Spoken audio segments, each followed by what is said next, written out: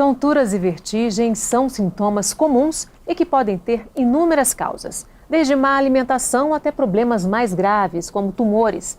Mas na maior parte dos casos, o problema tem a ver com disfunções no principal sistema envolvido no nosso equilíbrio, o auditivo. Existem mais de 300 doenças que podem afetar essa região. A mais conhecida delas é a labirintite. Tontura e labirintite. Esse é o tema em questão no programa de hoje. Nosso convidado nesse primeiro bloco é o otorrinolaringologista Carlos Augusto Ferreira de Araújo. Ele que é professor da Faculdade de Medicina de Petrópolis. Muito bem-vindo, obrigada pela participação. Muito obrigado, Fátima. Primeiramente, vamos começar explicando o que é labirintite. Na verdade, é um termo utilizado pela população. O cliente chega ao nosso consultório dizendo que ele está com uma labirintite. Mas, na verdade, é um termo errado, né? Porque isso quer dizer um processo inflamatório, infeccioso da orelha média que passa para a orelha interna, que, na verdade, seria o nosso labirinto, e casos muito raros, né? Ou seja, de todos esses casos que todo mundo chama de labirintite, a menor parte é realmente labirintite.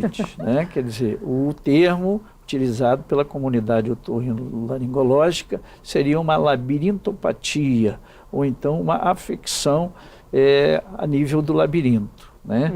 O labirinto, nós trouxemos aqui um manequim da orelha. Na verdade, também o nome hoje em dia é orelha, não é mais ouvido. Ouvido não, os livros modernos, né, de 5 anos para cá, não tem mais essa terminologia. Então, sim, orelha. Nós temos a orelha externa, né, que, na verdade, é essa parte que a gente vê, né? Que todos chamamos de orelha, é o pavilhão auricular. Temos um canal aqui dentro que vai até a membrana do tímpano, que é o conduto auditivo externo, e passando a membrana do tímpano, nós temos então a orelha média. A orelha média, ela tem os ossículos, né? Esses ossículos são, primeiro ossículo é o martelo, depois nós temos a bigorna e depois nós temos o estribo. O estribo, na verdade, fica aqui dentro, tá? O estribo, ele é o menor osso do corpo humano. Então, está dentro da nossa área de otorrinolaringologia e está dentro da orelha média. Onde é que fica o labirinto aí?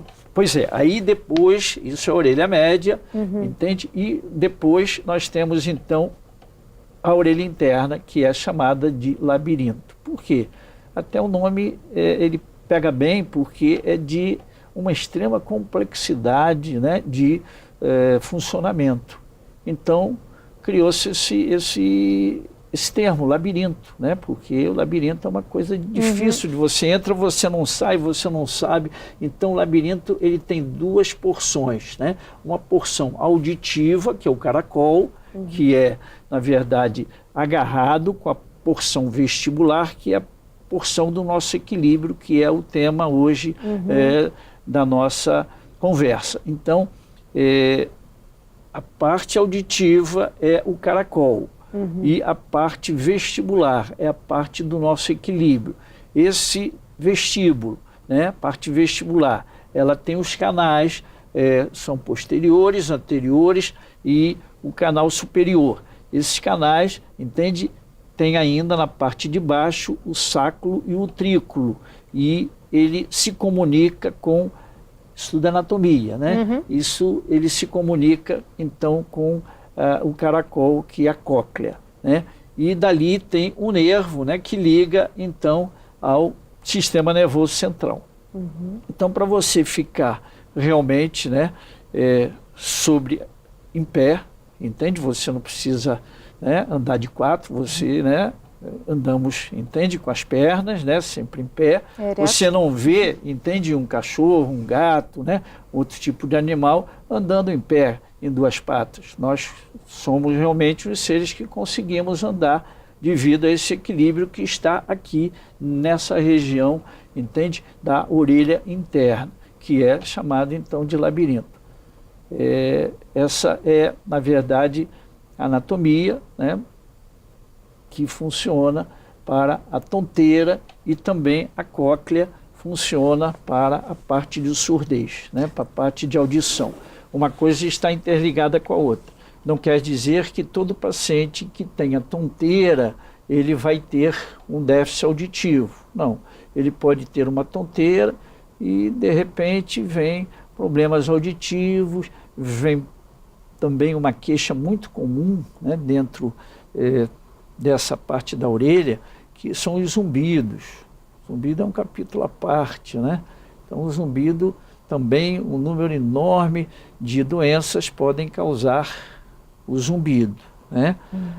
Agora, na verdade, a gente está mostrando ali a parte, né, da orelha interna, a parte do nosso equilíbrio, mas muitas vezes, entende, essas tonteiras não advêm só dali não, vem também de doenças de outras partes do organismo, e nós, como médicos otorrinos, temos que estar realmente atentos a isso aí. Quer dizer, um primeiro passo, na verdade, é separar, descobrir da onde vem, né? Da onde vem. Se tem, né, outras causas, ou tem outras se é causas, dessa região mesmo. Isso, se é até uma labirintite, né? Uma causa infecciosa, né? Então, é importante você saber a anatomia, né? Para poder ali depois, numa conversa, né, com o paciente, identificar uma dessas causas e focar o melhor tipo de tratamento. Na verdade, essa parte toda da orelha interna, ela hoje é uma subespecialidade da otorrinolaringologia. Ela chama-se, então, de otoneurologia. Isso, em torno de uns 30 anos para cá, desenvolveu-se muito com exames, né, que foram vindo, e você realmente foi conseguindo descobrir o funcionamento desse labirinto que é tão complicado. A gente olha grande hoje, assim, né, doutor? Até parece que é fácil assim, grande, né? Só que isso tudo é porções de mínimas aqui dentro, né? E essa parte toda aqui, Fátima, você não tem aparelhagem, que é a orelha interna, que a gente acabou de passar para vocês, entende? A gente não enxerga, não existe nenhum tipo, por enquanto, de aparelhagem que você coloque por aqui, entende? E visualize. Não, você vai parar na membrana do tímpano. A parte mais posterior, mesmo da orelha média, a orelha interna, você vai necessitar de exames. Que exames são esses? Pois é, esses exames começam... tem os exames de imagem, né? Nos casos, você também não precisa, entende, o paciente sair de lá com um livro de exames, entende? Então, mas esses exames mais especiais seriam desde uma audiometria, né? Que, entende, normalmente o otorrino encaminha para a fonoaudiologia, entende, fazer esse tipo de exame, né? Audiometria tonal, vocal, imitanciometria para ver como está a parte da membrana do tímpano, tá? A orelha média. Nós temos o exame ouro para nós vermos, na verdade, se o problema é do labirinto ou se o problema é do sistema nervoso central, entende? A nistagmografia computadorizada, é um exame também especial. Isso há 30 anos atrás não existia, existiam outros exames, entende, que não se chegava bem a esse tipo de convicção, né? Não eram tão conclusivos. Tão conclusivos. Então, esse seria, entende, dentro dessa parte audiológica, os exames que normalmente nós requisitamos, né? E os exames de imagem, né, que hoje em dia nós temos aí a ressonância, nós temos a tomografia computadorizada. Então, esses exames a gente vai, conforme a necessidade, o estudo tem um protocolo, como eu te falei, a gente não vai logo, vai fazer estudo de exame. O paciente, normalmente, muitas vezes até, entende, ele não tem recurso para fazer isso de uma vez só. Às vezes também o paciente, a gente sabe que o nosso Sistema Único de Saúde não está muito bem aparelhado para fazer isso, entende, muito rápido, né? Então o paciente às vezes fica lá 6 meses ou mais para conseguir um exame desse, né? A experiência médica e o exame clínico ainda são, como vocês dizem, soberanos, né? Soberano. E na verdade, né, o que nós vamos fazer? Dentro de um paciente com tonteira? Nós vamos fazer, então, uma boa anamnese, né? Uma história clínica realmente bastante... colher muitos elementos, né? A história de doenças pregressas desse paciente, se ele já teve isso outras vezes, se ele já tomou remédio para esse tipo de sintoma, né? Porque tonteira, tontura, ou mesmo a vertigem, né? Isso é um sintoma de uma doença, né? Se ele tem alguma doença, né, de base, né?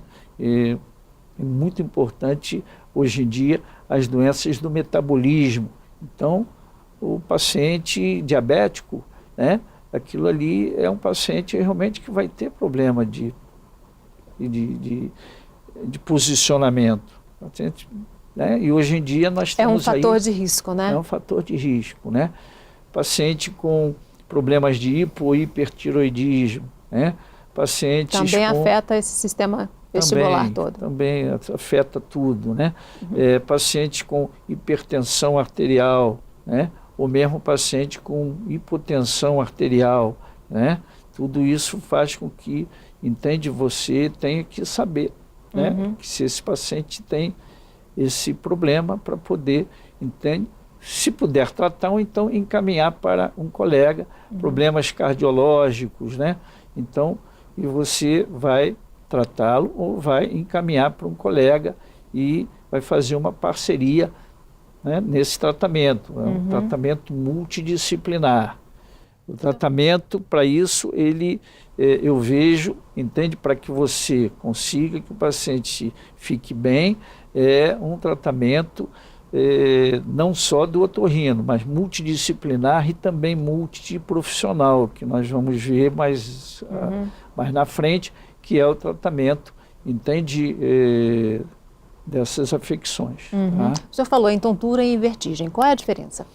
Pois é, porque a tontura ou tonteira normalmente é um mal-estar que a pessoa tem. Às vezes ela tem, as vistas ficam escuras, né? O paciente tem problemas de enjoo, de náuseas, pode ter também vômitos, né? Mexe com a parte neurovegetativa. Quer dizer, então o paciente tem também diarreia, né? Então tudo isso, seria um problema das tonteiras ou tonturas. A marcha dele, né? Quando você vai andando na rua, de repente vem uma pessoa e vai te fechando. Esse paciente, na verdade, ele está tendo um problema de marcha, né? Você está andando... Ele tem um problema de equilíbrio. Vem um, passa você e vai assim, e aí você, poxa, o que tá não consegue andar em linha reta. Não consegue andar em linha reta, né? Quer dizer, então, isso aí realmente é uma tontura, uma tonteira. Agora, a vertigem, é aquele paciente que vê, o universo rodando, né, ao seu redor, ou ele roda nesse universo. Então, é realmente uma coisa bem mais grave do que uma tontura, uma tonteira. Então, é uma vertigem, é um problema mais sério, né? E muitas vezes está ligado ao sistema nervoso central, né? Não está ligado só à parte do labirinto, na orelha interna, né? Então, você tem que ter um pouco mais de atenção para esses pacientes, né? E aquela vertigem que está ligada à postura, né? A vertigem postural, que tem um nome mais complicado, tem, né? É VPPB. Então é a mais comum, E, na verdade, é que dá mais certo o tratamento, é a VPPB, né? Então, a vertigem postural paroxista benigna, né? Benigna, o nome já está dizendo tudo. Então, isso aí, Você... a dos movimentos bruscos, né? Movimentos bruscos, né? E, na verdade, o que é a VPPB? Nós temos aqui dentro, né, da parte vestibular, na parte do equilíbrio da orelha interna, nós temos uns cristais, né? Hoje em dia fala-se muito em cristais ou pedrinhas, né? Então são cristais de carbonato de cálcio, né? E que esses cristais que ficam ali nessa parte do trículo, do sacro, né? Às vezes eles soltam, bolinhas e vão para esses canais, né? Canais aqui, anterior, posterior, lateral, e provocam, entende? Dependendo do canal, quando o paciente vai pendurar uma roupa na corda, ele dá uma tonteira, entende? Então você já, como é que é a sua tonteira? Não, quando eu vou pendurar uma roupa na corda, quando eu vou amarrar o meu sapato, dá. Então esse movimento de sim, entende? Você já sabe qual o canal que está comprometido, né? O outro, né, canal que pode estar, essas pedrinhas terem ido para um outro tipo de canal, é o de não. Entende? Quer dizer, então quando eu vou atravessar uma rua e faço esse movimento que vem o carro, pô, aquilo dá uma rodada. Dá uma rodada, porque isso, entende, realmente é devido a esses cristais que soltaram e foram para esses canais, entende? Para o lado esquerdo, para o lado direito. Entende? E ainda tem, entende, um outro tipo, porque são 3 canais que vão para um outro canal, que quando você vira mais a cabeça para o ombro. Então, quando eu viro assim, eu vou deitar, né? Aí vira assim e tal. Ou então, deito com uma maior posição, acha que, entende, deita no sofá, né? Ou vem o filho por cima, aí fica ali um pouco de tempo e tal. Então, ele fica meio tonto. Então, é porque os cristais se soltaram e foram para esse outro canal, provocando, então, essa tonteira, essa tontura que é de posicionamento. Quer dizer, então, o paciente espera um pouquinho e tal, mas aquilo é desconfortável. Entende? E aquilo começa a se repetir. E interfere na qualidade de vida, né, doutor? Interfere na qualidade de vida, começa a se repetir, e aí chega uma hora que ele vai no médico. Que a gente está falando aqui na VPPB, que é benigna, né? Mas tem casos que são muito mais graves, né? Na iminência, às vezes, de um derrame, na iminência de outros problemas, o crescimento de um tumor dentro, né, da orelha interna, e aí ele está achando que, entende, que é só uma vai tontura. perdendo tempo, daqui a 3 meses vão, entende, procurar e vão ver que o problema já está fora de controle. Vamos fazer um rápido intervalo. No próximo bloco a gente continua falando sobre tontura e labirintite. O Em Questão volta em instantes. Até já.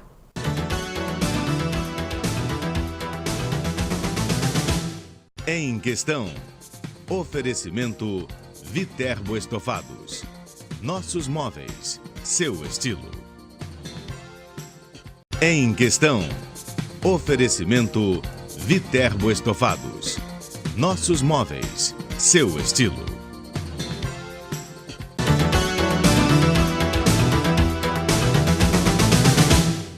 O Em Questão está de volta falando sobre tonturas e labirintite. Nossos convidados nesse bloco são a fonoaudióloga Avenilda de Azevedo, do Ministério da Saúde, e o otorrinolaringologista Carlos Augusto Ferreira de Araújo, ele que é professor da Faculdade de Medicina de Petrópolis. Nesse bloco vamos falar do tratamento, né, doutor? Como é que é o tratamento? O tratamento, na verdade, temos 4 tipos de tratamento. Primeiro seria o medicamentoso. São remédios que você vai, entende, prescrever para o paciente, sempre não por muito tempo. Esse tipo de remédio deve ser dado por um curto período de tempo e você vai monitorando o paciente. Segundo seria a dietoterapia, que na verdade seria não remédio, mas bons hábitos alimentares. Isso poderia ser feito com o médico nutrólogo ou mesmo com o nutricionista. Terceiro seria a reabilitação vestibular, que são exercícios personalizados que são feitos por outra área de saúde, que normalmente é a fonoaudiologia. E é por isso que a gente tem uma fonoaudióloga hoje aqui, né? Em que casos o paciente pode ser beneficiado pelos exercícios? De forma geral, todos os casos de vestibulopatia, ou labirintite, como popularmente é conhecido, se beneficiam com a reabilitação vestibular. Desde os casos, as patologias mais simples diagnosticadas pelo otorrino, até as patologias cirúrgicas, o pós-cirúrgico ou pré-cirurgia pode ser acompanhado e ser realizado um processo de reabilitação vestibular nesses pacientes. Nos livros você vai encontrar na literatura algumas restrições de acordo com a patologia, mas hoje em dia nós sabemos que quase todas, digamos, 98% das patologias se beneficiam com o processo de reabilitação vestibular, que é o tratamento que o fonoaudiólogo faz com o paciente vestibulopata. Voltando aqui com o Dr. Carlos, em que casos é necessário chegar à cirurgia? As cirurgias realmente são muito raras, né, para os casos das labirintites, né, que na verdade, como nós já falamos, não é o termo adequado para a patologia. Mas a labirintite é nos casos que nós vamos agir cirurgicamente, né, que são infecções graves, né, da orelha média, que ultrapassam a orelha média e chegam à orelha interna. Então, esses são os casos que você, entende, vai ter que fazer uma cirurgia para esse paciente. Hoje em dia é raro isso. Oi? Hoje em dia é raro. É raro, né? O médico está mais atento, né? O número também de especialistas cresceu. Eu, quando me formei aqui na escola, na primeira turma, né? Vou fazer 44 anos, não tínhamos esses antibióticos, esses procedimentos, esses exames todos que nós já falamos. E realmente nem tínhamos esse tratamento, né? Esse tratamento de reabilitação vestibular é um tratamento que já tem algum tempo, mas ele vem sendo aperfeiçoado. Aperfeiçoado pelo médico, pelo grupo da fonoaudiologia, e isso faz com que o paciente só tenha uma qualidade de vida melhor. O que é a reabilitação vestibular? A reabilitação vestibular é uma proposta de um tratamento sem medicamento, visando o resgate desse paciente que tem uma tontura, que tem distúrbio neurovegetativo, que são vômitos, diarreia, taquicardia. Então, essa reabilitação vestibular, conforme o Dr. Carlos falou, é uma proposta da década de 40, por um neurologista, Country, e por um fisioterapeuta, Cooks. Então, essa metodologia vem sendo aprimorada. A cada ano que passa, a gente vai vendo nos congressos que melhora-se mais um pouco e é personalizado pelo paciente. Então, essa reabilitação, ela se relaciona diretamente com a plasticidade neural, ou seja, a capacidade que o indivíduo tem, que nosso cérebro tem, de realizar um movimento. Eu vou realizar um movimento de olhar para o lado e me sinto muito tonta. Então, através de um processo de adaptação, ou seja, nós vamos repetir esses movimentos, porque que canal que está mais alterado, que está lesado, que está alterado. Então, vamos fazer uns movimentos repetitivos, que é o protocolo de Country e Cooks. Vamos fazer movimentos com o paciente andando, com o paciente semi-parado, sentado, deitado, mas sempre visando o resgate do seu equilíbrio, o resgate da sua autoestima que fica abalada, o resgate do indivíduo como um todo, das suas atividades de vida diária, para que ele tenha uma boa qualidade de vida diária, ou que tenha aquela qualidade de vida diária que ele perdeu e que fica numa situação de um pânico. Muitos relatam esse pânico. Então, esses exercícios ajudam. Isso é reabilitação vestibular. A gente tem curiosidade de saber como é que funciona na prática essa reabilitação, né? Dá para dar um exemplo de como são esses exercícios? São exercícios. Eles passam por um tripé, ou seja, um processo de adaptação. Você olha. Uma queixa principal dos clientes é: quando eu vou me deitar, eu sinto que tudo está rodando. É uma queixa muito comum. Então, esse paciente vai passar por uma avaliação audiológica, que vai ser feita uma audiometria para ver se ele tem uma perda auditiva ou se não tem uma perda auditiva, uma imitanciometria para ver como que está a parte média do ouvido dele, se ele está tendo se tem secreção nesse ouvido médio, se ele tem uma rolha de cera, nós vamos ver através da meatoscopia, que o otorrino, na verdade, ele já viu, já manda para a gente que foi realizada ou não que foi realizada a meatoscopia. E vamos ver se esse paciente tem uma perda de audição. Esse paciente, após esse primeiro contato, então nós vamos avaliar o equilíbrio dele. A Fonopod tem uma avaliação, um protocolo de avaliação do equilíbrio, que nós vamos verificar, através dessa avaliação, qual é o labirinto que está afetado. Canal, né? Qual o canal do labirinto, como nós já mostramos anterior, né? Se é o lateral, se é o posterior, se é o anterior, que está, entende, lesado, né? Com movimentos simples, que a gente também já mostrou, aí que elas vão introduzir o tratamento para esse paciente. Normalmente é um só canal que está afetado ou pode acontecer de ter mais de um? Não, pode acontecer de ter mais de um. O mais comum é estar um também, né? Entende? Porque é muita sorte do camarada estar com os 3 canais, entende? Com problema. Mas, entende?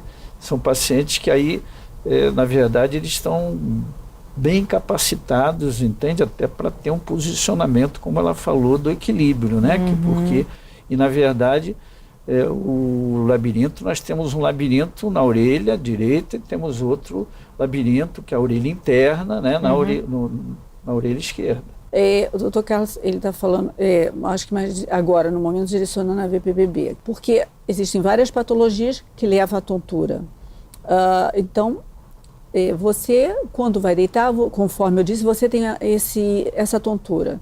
Então, nós vamos realizar os exercícios vamos virar a cabeça para a direita, vamos virar a cabeça para a esquerda, sempre trabalhando o movimento e a visão. A visão vai sempre acompanhar, vestíbulo ocular, porque nós temos o músculo vestibulo ocular, o nervo vestibulo ocular, então ele vai sempre acompanhar. São movimentos de acordo com o indivíduo, ele é personalizado, então ele vai virar 5 vezes para a direita, 5 vezes para a esquerda, acompanhando com o olhar. Você me relata, quando eu abaixo eu sinto muita tontura. Então nós vamos vamos provocar o seu gatilho de tontura, porque através da repetição de um movimento vai ocorrer uma adaptação. Ocorrendo essa adaptação, quando você deita, você sente essa tontura? Tá. Então você deitou, levantou, mas tudo de forma muito coordenada, seguindo um protocolo. Deitou, levantou, vai haver como eu dizia assim de uma forma bem grosseira, uma inibição deste estímulo negativo que está te causando a tontura. E só assim, que não é só isso, quem tem uma vestibulopatia, quando vira a cabeça vai sentir a tontura, quando levanta a cabeça, provavelmente vai sentir a tontura. Então nós vamos trabalhar todos os gatilhos que nós falamos, onde você é desencadeado, que você sente a tontura, sempre com movimentos repetitivos e coordenados. E existem também algumas manobras que nós fazemos no paciente, em determinada patologia, que são, digamos, uma manobra de Dix-Hallpike. O paciente vai deitar numa cama, nós vamos colocar a cabeça abaixo da linha média do corpo e ele vai ficar 30 segundos eu sustentando a cabeça desse cliente e logo depois ele vai virar a cabeça, olhos abertos, sempre olhos abertos, e depois ele vai se virar, vamos virá-lo para o outro lado.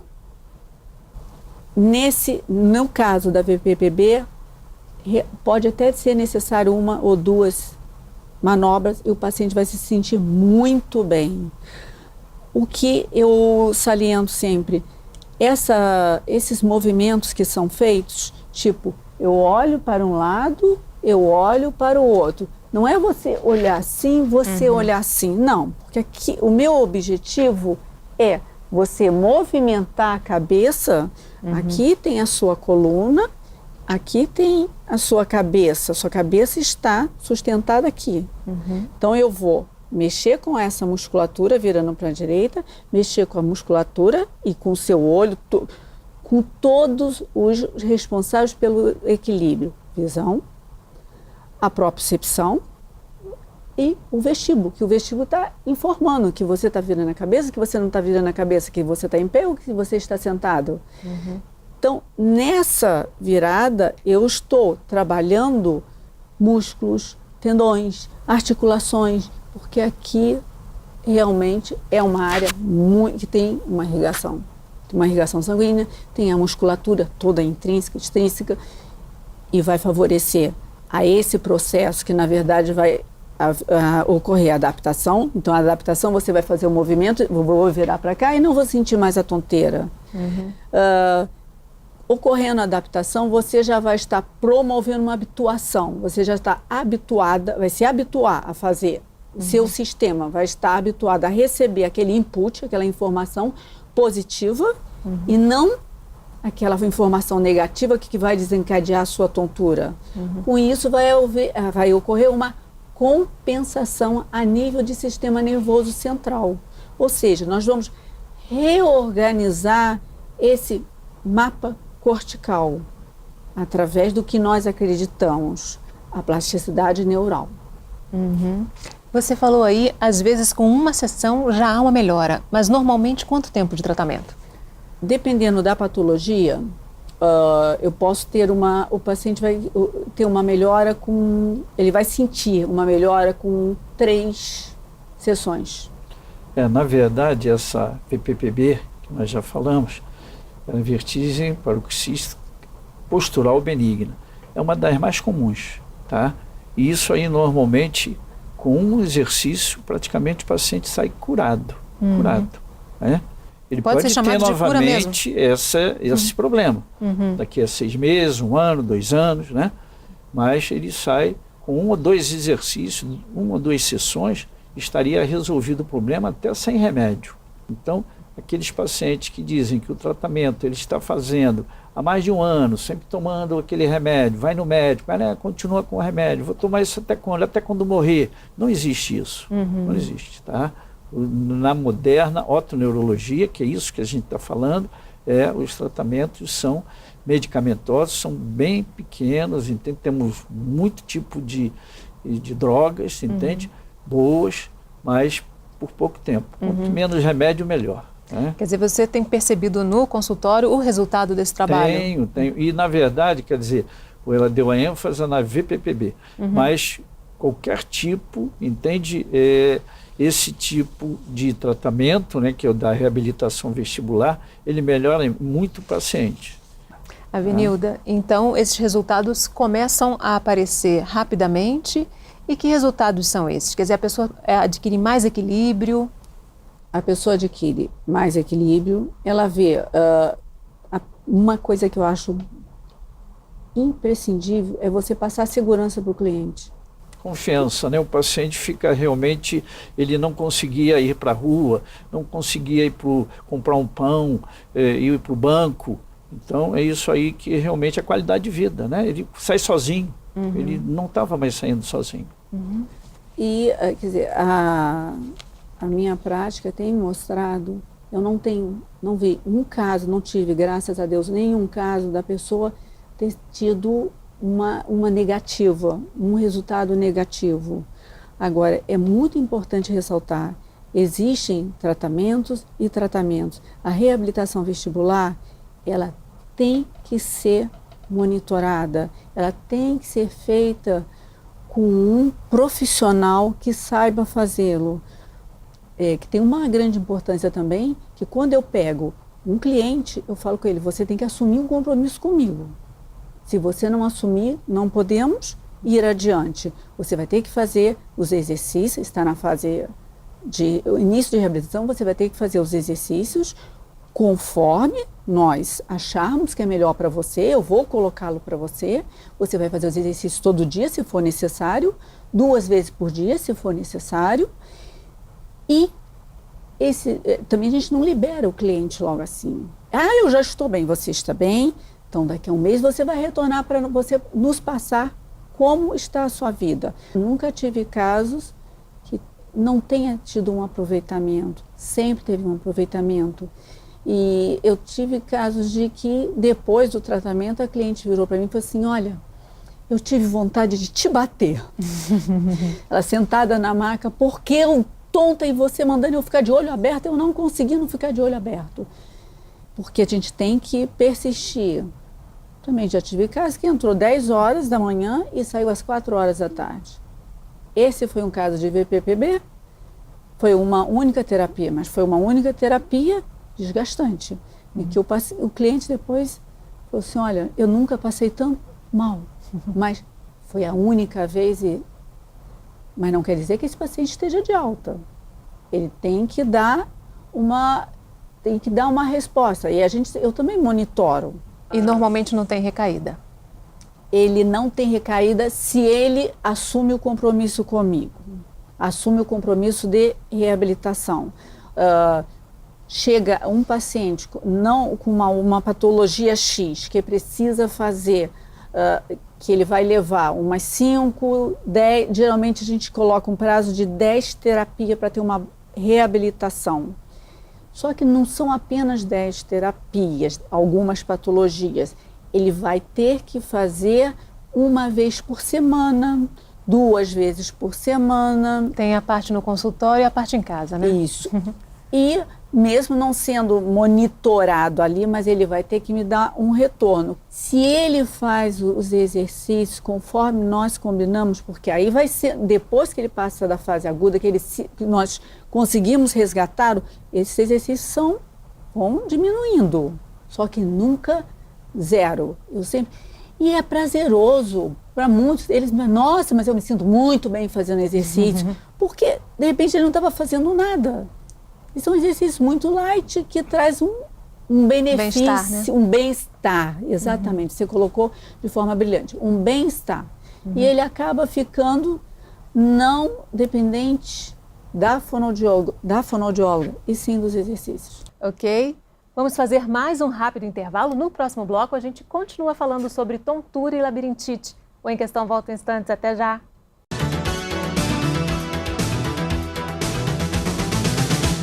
Em Questão.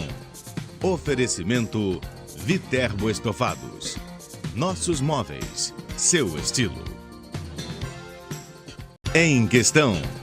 Oferecimento Viterbo Estofados. Nossos móveis, seu estilo.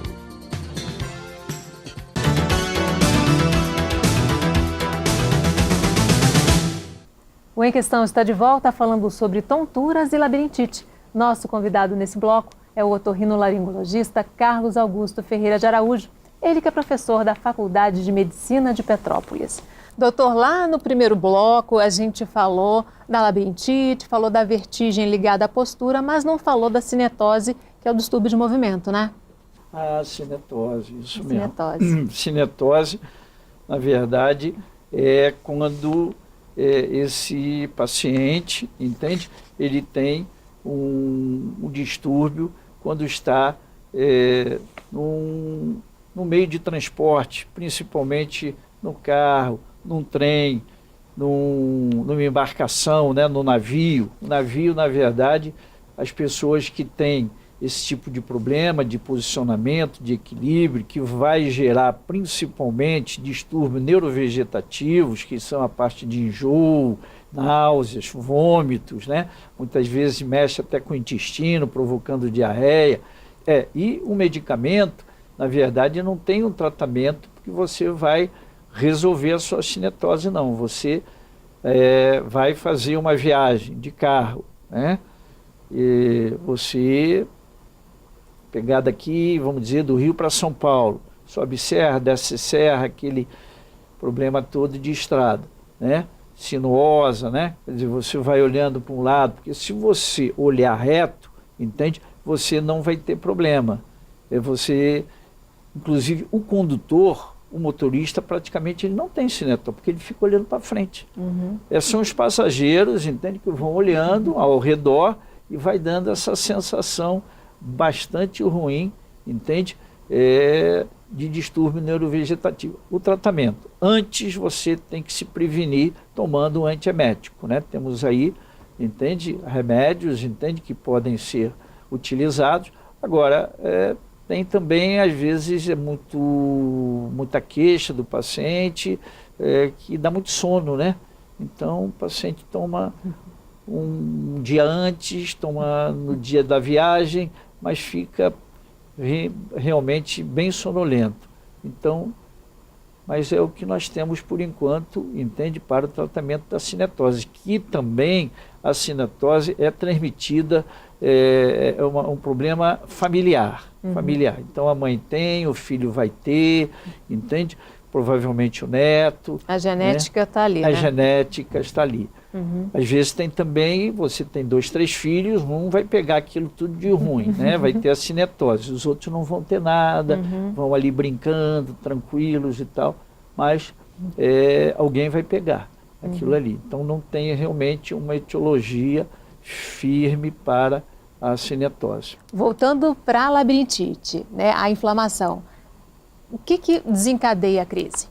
Se for por vírus, porque você sabe que o vírus, os antibióticos, entende? Nós não temos, né, esses antivirais também, isso pode dar certo ou pode não dar certo, né? Agora, normalmente, a parte de bactéria, nós já temos os antibióticos, o arsenal medicamentoso está muito mais moderno do que alguns anos atrás. Então, as coisas são controladas, né? Agora, o que realmente nós temos mais são as afecções no labirinto, que são as labirintopatias, né? E essas labirintopatias, elas são, entende, por doenças metabólicas, né? Por problemas circulatórios também, né? Porque entra uma enorme quantidade de vasos, né? Pequenas artérias, pequenas veias, entende, que vão irrigar a parte, entende, do cérebro. Então entra tudo junto ali nessa parte da orelha interna. Então, pacientes com distúrbios, né? As dislipidemias, o que é isso? Dislipidemia é paciente que tem triglicerídeos elevado, colesterol elevado. Nessas pequenas, né, veias ou artérias começa a ser depositada essa gordura, né? Para o povo entender. Então, aquilo ali vai fechando, entende? Pode muitas vezes soltar uma placa dessa, que são as placas de ateroma, provocando problemas mais sérios, entende? Né? No paciente, né? Ou podem mesmo se romper quase sempre é devido à hipertensão, né?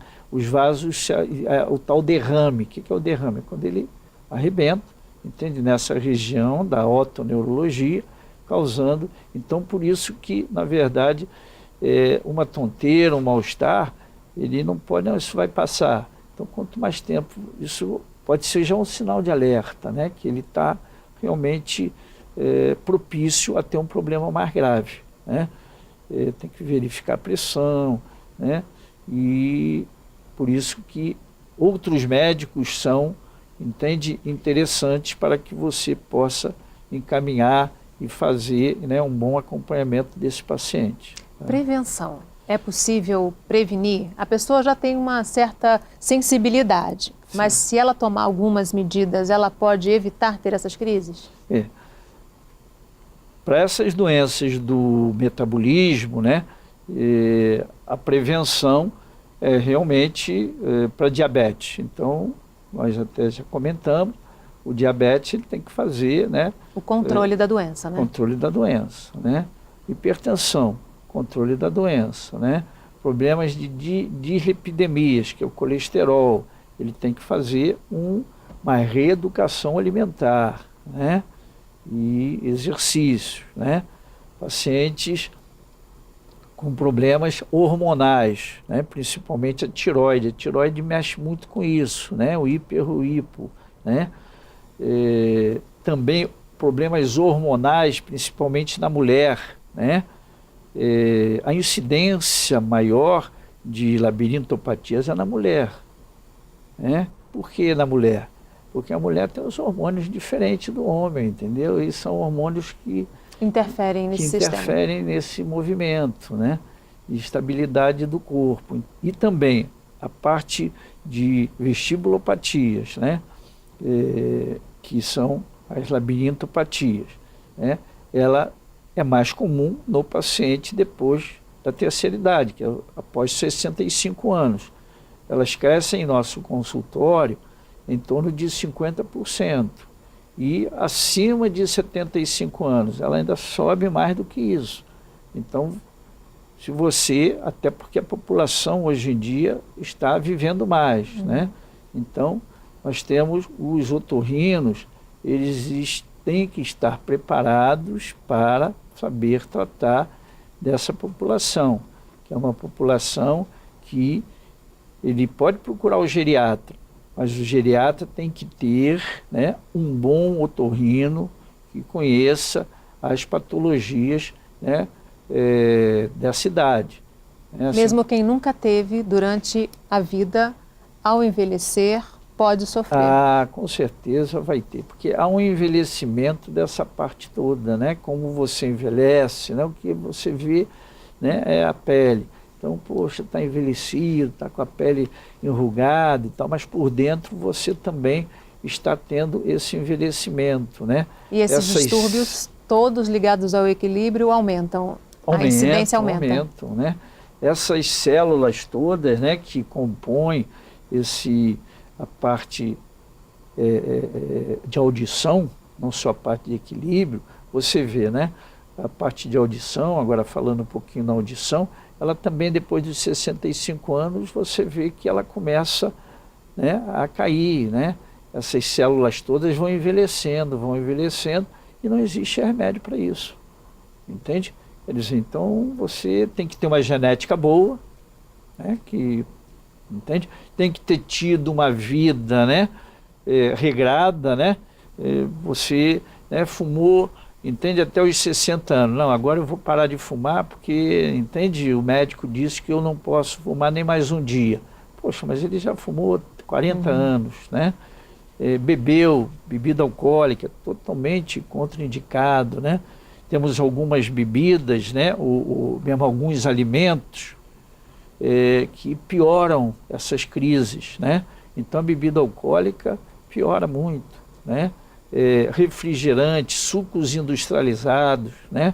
Tudo isso mexe com a parte do labirinto. A cafeína, o café, entende? Chá preto, chá mate, piora muito, né? Você nunca mais vai tomar café, mas o brasileiro tem o hábito do cafezinho, né?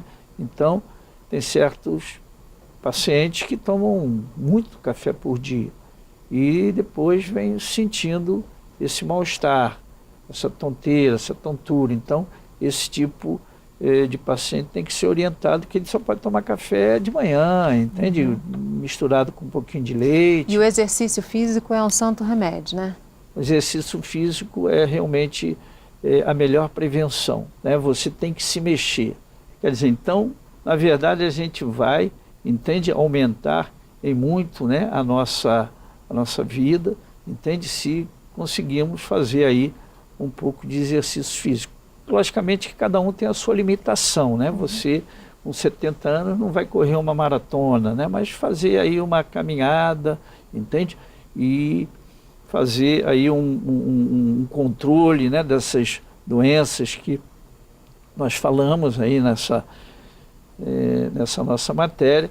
E vai garantir mais qualidade de vida, menos quedas, porque na terceira idade as quedas são mais frequentes, isso mesmo, né? Isso aí você vê que tem assunto aí para muita coisa, né? As quedas, né, realmente são, entende? Porque normalmente o paciente, entende, com mais de 65, 70 anos, uma das coisas que, entende, não podia tomar, mas é o que você mais vê, entende, no consultório. Dorme bem? Não, não durmo bem. Utiliza algum remédio? Ah, utilizo. Então, aquele remédio que ele está utilizando para dormir, o que vai acontecer? De noite, entende? Ele vai acordar, vai ter vontade de ir no banheiro. Pronto. Na primeira vez, não. Receita para uma queda. Queda na certa. Queda na certa. Vai chegar uma hora que ele vai cair. Entende? Quer dizer, então, realmente a queda do idoso, entende, muitas vezes está relacionado pacientes também, entende, que tem desequilíbrio, a gente não falou, mas o paciente de polifarmácia, né? Ele toma remédio para hipertensão, ele toma remédio para diabético, ele toma remédio para dormir, ele toma, entende, 5, 6 remédios. entende? Quer dizer, aí vai no médico que tem um desequilíbrio, imagina se esse médico ainda vai dar mais remédio para ele. Então você, como médico habituado a ver esses casos, tem que ter o bom senso de dizer, não, seu caso não é de remédio, seu caso é de menos remédio, vamos ver como é que a gente vai, entende, diminuir esse remédio para que você não tenha aí e realmente o idoso caindo é um problema sério, né? Eu acho que é isso que nós podemos, entende, orientar o nosso paciente para que ele realmente não tenha distúrbios do equilíbrio. Na verdade, nós focamos aqui a pessoa de idade, mas jovens também têm, porque hoje em dia, principalmente nas doenças do metabolismo, né, essas comidas aí que estão sendo utilizadas, né, fast food, né, faz com que, entende, jovens, né, adolescentes, né, estejam fora de peso, entende, e tenham problemas no metabolismo e também sofram com as tonteiras e tonturas. Mas tudo isso pode ser evitado com uma boa nutrição. Boa nutrição. E exercício físico. Ok, doutor, infelizmente nosso tempo terminou. Agradeço muitíssimo a sua participação, doutor Carlos. Muito obrigado, Fátima. E estamos aí, entende, sempre abertos para uma conversa sobre a nossa área de otorrinolaringologia. E a gente tem um encontro marcado no próximo Em Questão. Espero você. Até lá.